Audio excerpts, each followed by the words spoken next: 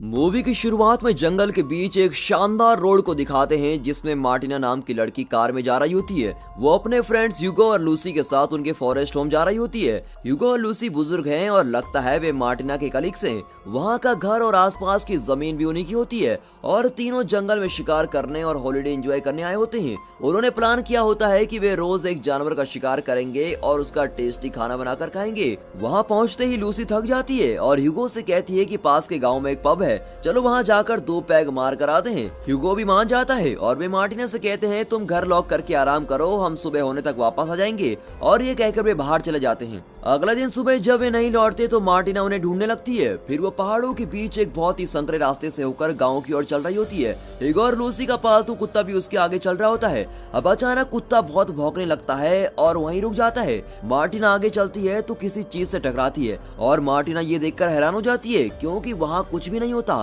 तो आखिर उसे क्या रोक रहा है? वो हाथ लगाती है तो पता चलता है कि उस स्पॉट पर एक इनविजिबल दीवार है जो आंखों को नहीं दिखती लेकिन बहुत ही मजबूत है। मार्टिना बहुत कोशिश करती है पर ना तो वो उसको तोड़ सकती है और ना ही उसे क्रॉस कर सकती। कुछ देर दम लगाने के बाद वो थक कर बैठ जाती है और थोड़ी देर बाद फिर कोशिश करती है और फिर बैठ जाती है। कुछ घंटे बाद वो घर वापस जाने का फैसला करती है और कुत्ते को साथ लेकर चल देती है। अगले दिन सुबह वो फिर उस रास्ते से चलकर जाती है। कहीं मैं पागल तो नहीं हो गई? शायद वहाँ कोई दीवार ही नहीं है, ये मेरा वहम ही होगा। इस तरह सोचकर वो फिर उस जगह पहुंच जाती है लेकिन अब भी वो उस जगह को क्रॉस नहीं कर पाती। उसे अब जरा डर लगने लगता है।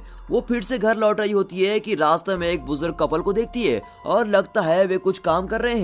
उन्हें देखकर मार्टिना को तसल्ली होती है और वो हेलो हेलो कहकर उन्हें पुकारती है। जब वो पास पहुंचती है तो वहां पर भी उसे कोई इनविजिबल चीज रोक रही होती है। लगता है यहाँ भी एक इनविजिबल दीवार है। इतना ही नहीं, उन दोनों बुजुर्गों को देखकर लगता है कि वे इंसान नहीं पुतले हैं। अब मार्टिना अपने बाइनोकुलर से उन्हें क्लोजअप में देखती है तो उसे लगता है कि वे इंसान ही हैं जो वक्त के किसी पल में रुक गए हैं और वहीं फ्रीज हो गए हैं। मार्टिना सोचती है कि इस इनविजिबल दीवार के उस तरफ सभी लोग मर चुके हैं और इन्हीं दृश्यों के बीच वो उस जंगल में अपने दिन काटने लगती है।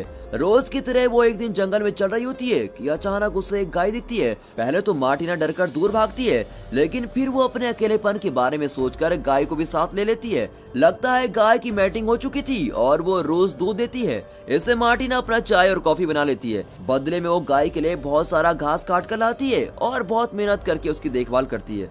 एक दिन मार्टिना घर के पीछे वाले रास्ते से अपनी कार लेकर जा रही होती है कि कुछ ही दूर पर गाड़ी किसी चीज पर जोर से टकरा जाती है। लगता है वहाँ भी इनविजिबल दीवार है। वहाँ से लगभग 20 फुट की दूरी पर एक और कार भी इसी तरह रुकी होती है। तब वो अंदाजा लगाती है कि इस इनविजिबल दीवार की थिकनेस लगभग 20 फुट है। अब आप ही बताइए इतनी मोटी दीवार को कैसे तोड़े या हटाएं? और ऐसी दीवार को आप कैसे तोड़ेंगे जो दिखाई भी नहीं देती और न जाने किसने इन्हें यहाँ लाकर रखा है? ये कहाँ शुरू होती है और कहाँ खत्म, इसका मार्टिना को जरा भी आइडिया नहीं होता।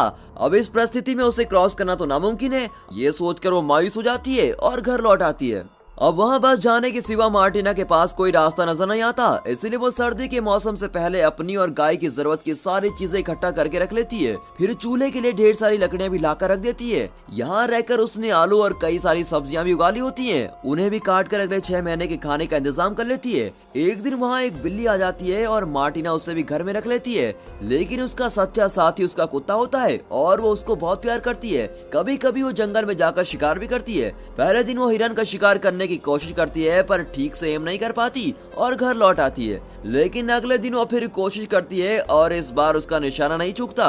मरे हुए हिरन को घर ले आती है, फिर कट करके टेस्टी खाना बनाकर खाती है। अगले दिन फिर वो पहाड़ के ऊपर पहुंचती है। वहाँ सूरज और उसकी रोशनी से रंगा हुआ आसमान देखकर वो प्रकृति की सुंदरता में खो जाती है और वहीं पर सो जाती है। जब वो घर लौटती है तो बिल्ली का बच्चा हुआ होता है और इस तरह उसके दिन हफ्तों में और हफ्ते महीनों में बदल जाते हैं और उसकी जिंदगी जरा आराम से कट रही होती है। एक दिन अचानक तेज तूफान आता है और बर्फ भी गिरने लगती है। बिल्ली का बच्चा बेचारा बीमार होकर मर जाता है और मार्टिना दुखी होकर उसको दफना देती है। वो अपनी रोज की एक्सपीरियंसेस को एक डायरी में लिख रही होती है ताकि वो यहाँ की जिंदगी को भूल न पाए और बाहरी दुनिया से इस तरह कट कर रहते रहते उसे डर लगता है कि कहीं वो पागल न हो जाए।